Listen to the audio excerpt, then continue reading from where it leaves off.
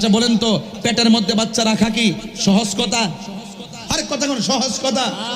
বিশ্বাস না করেন আপনি বিয়ে করে দেখেন, আপনার পরিবারের পেটে বাচ্চা থাকলে আপনি একজন মানে আপনি যে সন্তানের বাবা হবেন আপনার কাছে কেমন লাগে আপনি তখন বুঝবেন। কত কষ্ট আপনি পাবেন এই সন্তানে এদিক সেদিক হয়ে গেলে। এই ব্যথাটা তো আপনার মাও পায়, আপনার বাবাও তো পাইছে। আজকে আপনারটা বুঝেন, মা বাপেরটা বুঝতে হবে না? এই ছোট ছোট পোলাপান নেশা ধরার পর মা বাপ পেটের মধ্যে রেখে যেই স্বপ্ন দেখেছিল এই স্বপ্ন ভেঙে টুকরা টুকরা করে দিয়েছে।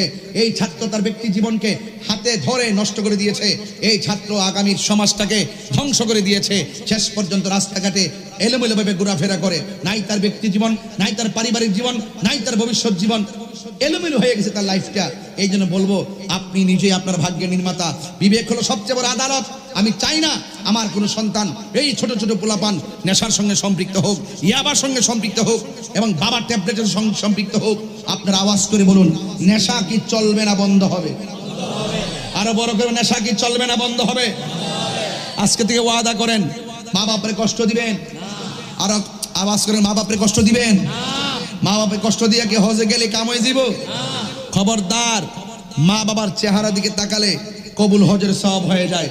ইদার রাব্বি ফি রিদাল ওয়ালিদাইন ওয়া সাকাতু রাব্বি ফি সাকাতিল ওয়ালিদাইন।